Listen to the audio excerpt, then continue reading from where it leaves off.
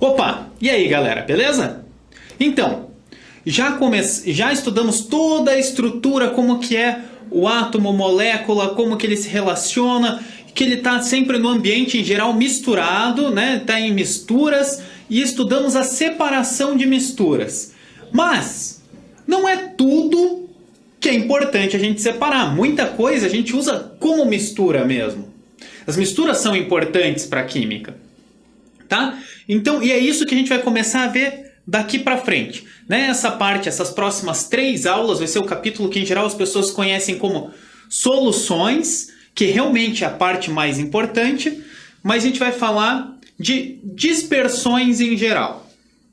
Começando hoje, tá? Para quem está chegando agora, eu sou Luiz Eduardo Aleotti, vou junto com você nessa. Vamos começar, tá? O que é uma dispersão, então, que a gente começa? São misturas, já falei isso, beleza? Mas é uma mistura, é um tipo de mistura, em que tem uma substância, fica disseminada em forma de partículas no interior da outra.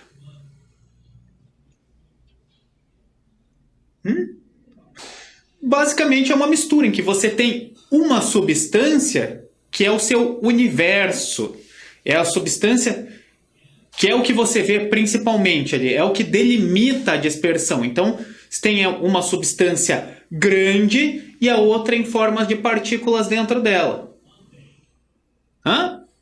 Então, o que tem numa mistura? A gente falou, o disperso, tá? A gente normalmente considera um disperso, mas existem dispersões aqui com mais do que um. E um dispersante. O disperso é aquele que está em forma de partículas dissolvido ali no meio do dispersante, que é o nosso universo aqui da dispersão. Tá? Então, uma dispersão, a gente tem 3 tipos de dispersão. A gente tem a suspensão, o coloide e o mais importante de todos, que a gente vai ver lá para o final, a solução. Tá? O que é uma suspensão? Aliás, o que separa eles? Basicamente, vai ser a diferença entre os 3 é o tamanho das partículas. Então, uma suspensão das partículas, no caso, do disperso, né? Não do nosso universo, não do dispersante. Então, numa suspensão, a gente vai ter partículas grandes, partículas com mais do que 100 nanômetros, que é 10 a menos 9 metros. 100 nanômetros parece pequeno, mas para a química é bem grande. Em muitas das dispersões, das suspensões, no caso, a gente consegue ver o disperso a olho nu. Você consegue ver umas bolotas, assim, as partículas no meio da suspensão. É uma mistura heterogênea. Você vê claramente isso, ó, como por exemplo no desenho que tem ali. Tem um monte de vacinas e coisas assim que vem em suspensão. Você tem que suspender o líquido, o sólido dentro do líquido. Né? Um exemplo bem clássico aqui é o leite de magnésia. Lembra? Que é um antiácido lá. Esse é uma suspensão. Tranquilo, né? Suspensão. Partículas grandes, normalmente visíveis a olho nu. Você consegue ver que é bem heterogêneo. Enquanto um coloide, a gente vai ter partículas entre 1 nanômetro e 100 nanômetros. Tá?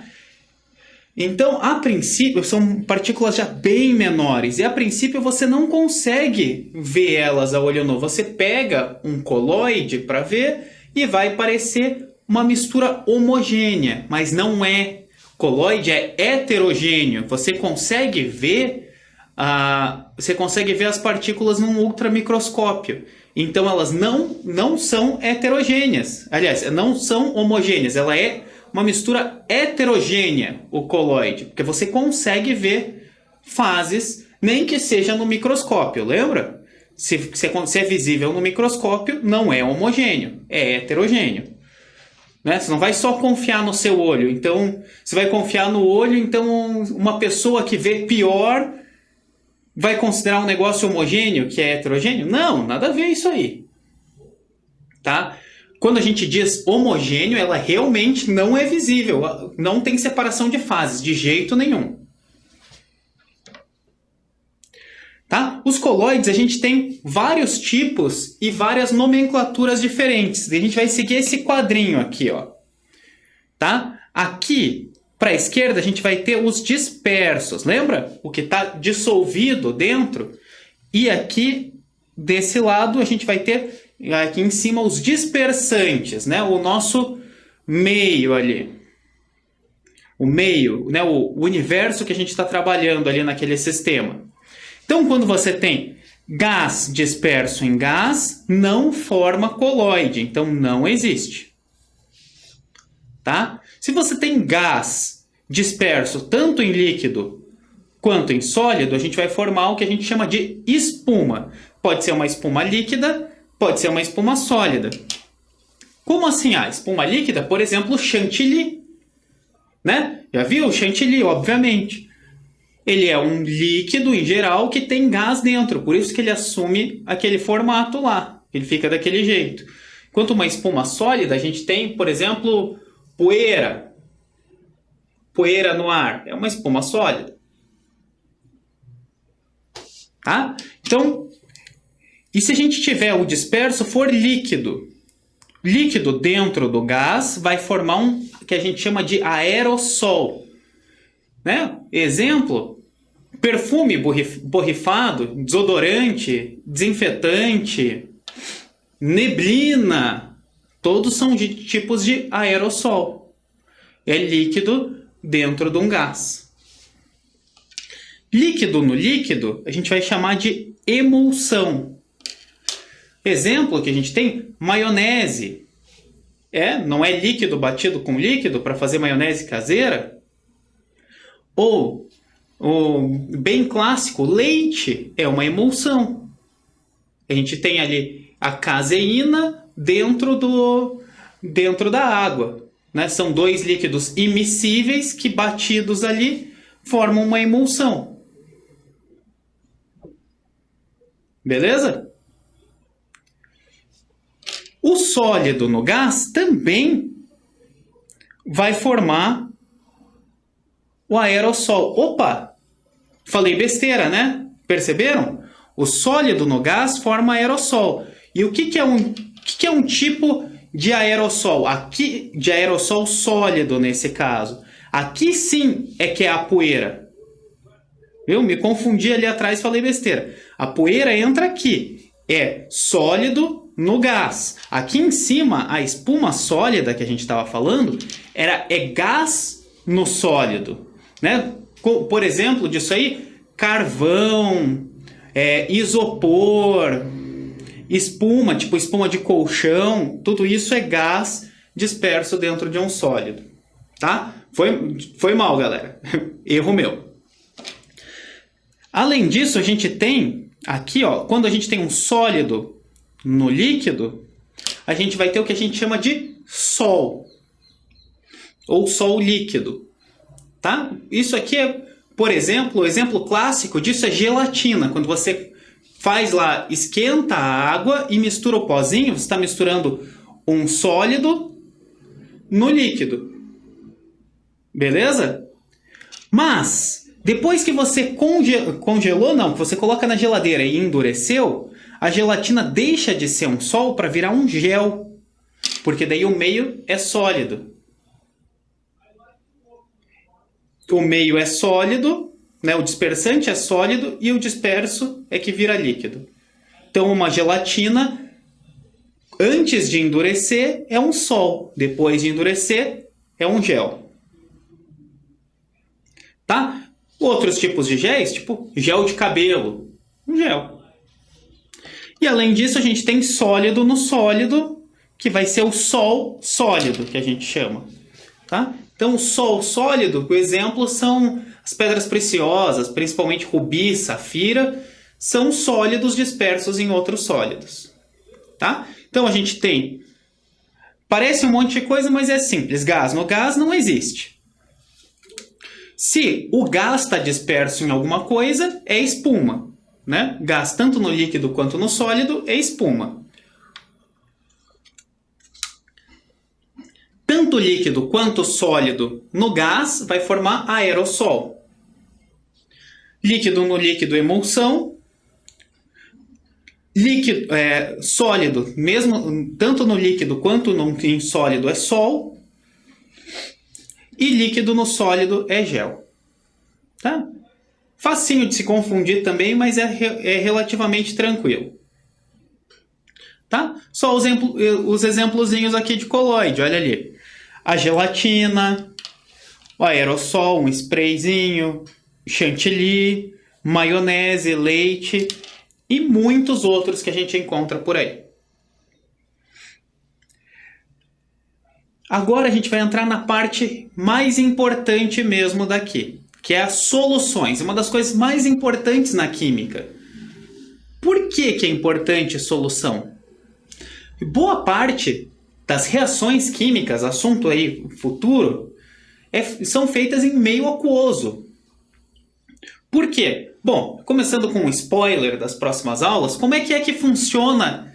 Como é que funciona isso? Como é que a gente faz uma reação química? A gente tem o elemento X e vai juntar com o elemento Y, né? Se você toda a primeira visão de química que alguém tem é aquele cientista louco lá de jaleco misturando um líquido de uma cor com um líquido de outra cor, mistura os dois e consegue uma outra cor, ou explode, ou faz fumaça, ou qualquer coisa assim, né? Mas o que é isso? Ele está juntando um elemento químico com outro elemento químico, tentando formar um terceiro.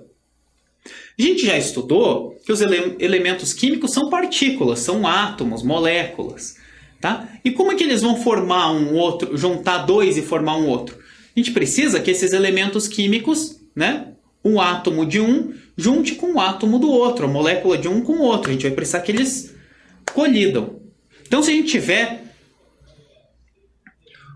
se a gente dissolver átomos de alguma coisa dentro da água, junto com átomos de outra coisa dentro da água também, a gente vai ter átomos e moléculas dos dois elementos ali se movendo dentro da água, que pode desencadear um encontro entre eles e fazer a reação. Por isso que a gente mistura uma reação química, que quando a gente vai fazer uma reação química, a gente mistura elementos, um elemento com o outro. A gente precisa que esses átomos se encontrem, essas moléculas se encontrem. Então, por isso que é muito importante solução aquosa. Não só aquosa, né? Existem outros solventes além da água, mas a maior parte das reações que a gente vai trabalhar são em água. Por isso que a solução é tão importante para a química. Tá? E o que é uma solução? Solução são as misturas homogêneas. Não tem fases visíveis de jeito nenhum, nem no ultramicroscópio. Tá? Porque as partículas são pequenas, são menores do que 1 nanômetro. Daí o aspecto de uma solução é como essa foto aí. Isso é um Erlenmeyer de um laboratório. E veja, parece só água. Isso que é uma solução, ela parece ser um líquido e só. Mas na verdade, em geral, ela é água com uma outra coisa dentro.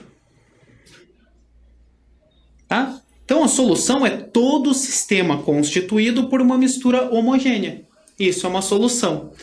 As partes da solução, como a gente falou lá das dispersões, e aqui continua sendo uma dispersão, né, que tem o disperso e o dispersante, aqui na solução a gente vai chamar o disperso de soluto e o dispersante de solvente. Aposto que solvente você já ouviu. Né? Mesmo que não tenha sido numa aula de química, já ouviu alguém falar de solvente, de dissolver uma coisa em outra. Essa é a ideia de solução. A gente vai ter um soluto, as partículas pequenas, dentro de um solvente. A gente vai dissolver uma coisa na outra. Tá? E o principal, como eu já falei, são as soluções aquosas, que é muito importantes para as reações químicas, né, dentro de um laboratório. Quase tudo a gente vai encontrar na forma de solução aquosa. A gente vai ter 3 tipos de classificação de soluções. São bem simples, tá? A primeira é em relação ao estado físico da solução. A segunda é sobre a natureza do soluto. E a terceira vai levar em conta a solubilidade do soluto. Como assim? Já chegamos lá. Primeira, mais simples, estado físico. Essa não preciso nem falar, né? Já estão cansados de saber. Uma solução sólida vai ser uma solução sólida, né? Que está no estado físico sólido. Por exemplo, um bem clássico, ouro, né? Aliança de ouro, essas coisas, nunca é ouro 100% puro. Por exemplo ali, o ouro 18 quilates, que é ouro, 75% mais ou menos, e cobre em 25%, né? Outros exemplos, aquelas ligas metálicas que a gente comentou nas aulas passadas, por exemplo, o bronze. Solução líquida, né? É uma que está no estado líquido. Por exemplo, as soluções aquosas. E temos as soluções gasosas, que estão no estado gasoso. Né? Por exemplo, a atmosfera. Tranquilo, né? Além disso, a gente pode ter pela natureza do soluto. Se a gente tem dentro da nossa solução, o nosso soluto está na forma de moléculas, né? As moléculas ali fechadas, né? Lembra? Moléculas aqui, principalmente quando ele só tem ligações covalentes, né? Se ele não se dissocia, se ele mantém ali, a gente vai ter moléculas dentro da solução, a gente vai ter uma solução molecular. Agora, se a gente tem uma solução que se dissocia, a gente vai ter uma solução iônica, que a gente vai ter íons, né? Em geral, as ligações iônicas se dissociam quando estão em água. Por isso que a gente vai chamar isso de solução iônica. E a última é pela solubilidade do soluto. Mas solubilidade a gente não comentou ainda nas aulas, né? O que é solubilidade? É a quantidade máxima de soluto que pode ser dissolvida numa determinada quantidade de solvente numa determinada temperatura e pressão.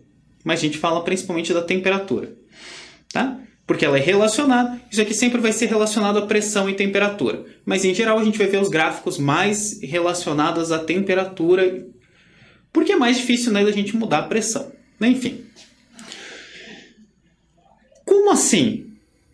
Bom, a gente não cabe infinito de soluto dentro do solvente. Então a solubilidade é o quanto cabe desse soluto dentro do nosso solvente.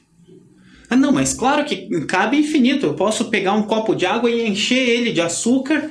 Então vai ser o volume do copo a solubilidade? Claro que não. Né? É o quanto cabe dentro da água, não dentro do copo. Veja que você começa a colocar açúcar na água, ela começa a dissolver e formar uma mistura homogênea. Até que tem uma certa quantidade de açúcar que você coloca, que ela começa a se depositar no fundo. E vai ter uma outra fase ali. Ela já não é 100% homogênea, tem uma parte heterogênea. Então como que a gente vê a solubilidade de alguma coisa? Como é que a gente sabe isso? Bom, como boa parte da química, isso foi determinado experimentalmente. Então alguém foi lá no laboratório, pegou a água, pegou NaCl, daí pegou lá 25 graus Celsius, condições normais lá. Então, né, tem condições normais é 0, mas condição ambiente 25 graus Celsius. Estamos lá, 25 graus no laboratório, copo d'água 25 graus, jogou sal, cabe essa quantidade de NaCl, jogou um pouquinho mais, caiu. Daí, então vou baixar um pouco a temperatura para 20, fez ali quanto que cabia. E em 27, quanto que vai?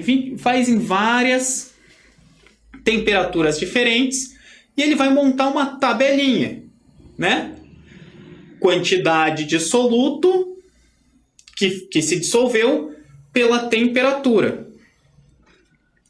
Com essa tabela, a gente vai plotar um gráfico, né? Pode ser à mão. Hoje em dia é bem mais fácil plotar num computador pode ser no Excel, que todo mundo mexe hoje em dia, ou em programas próprios para isso, a gente consegue plotar um gráfico certinho. A gente vai colocar todos os pontos lá coloca todos os pontos que a gente obteve, a gente coloca todos os pontos lá no gráfico, liga os pontos, a gente tem um gráfico, né, nossa curva de solubilidade. Né? E um gráfico de temperatura por solubilidade. A temperatura vai estar em graus Celsius e a solubilidade vai estar em gramas do teu soluto por gramas de água. Né? Às vezes por 100 gramas de água. Depende do gráfico. Tá? No caso de sólidos, a gente pode ter alguns pontos de inflexão no gráfico. A gente já vê o que é isso. Que vão indicar uma mudança na estrutura do sólido. Tá? Mas, em geral, a gente tem linhas contínuas, fora isso. Ó, aqui uns exemplos.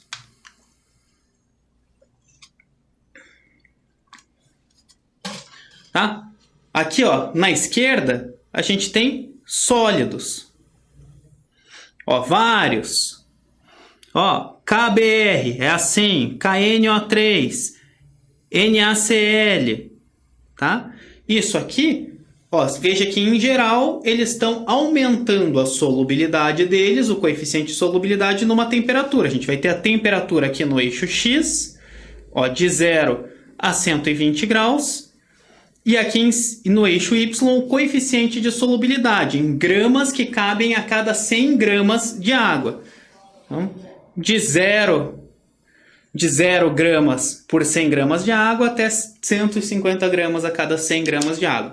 Sim, pode existir. É possível que você tenha mais massa de soluto dentro do solvente do que massa de solvente em si. Tá? Ó, aqui, ó, a gente tem o que eu chamei de ponto de inflexão. Tá vendo? Estava subindo assim, mudou alguma conformação nesse sólido e agora ficou assim a solubilidade. Tá? Isso aqui é um gráfico de solubilidade. Ah, e como que eu interpreto isso? Bem simples, você vai lá. Ah, eu quero saber quanto que eu posso pôr de NaCl na água.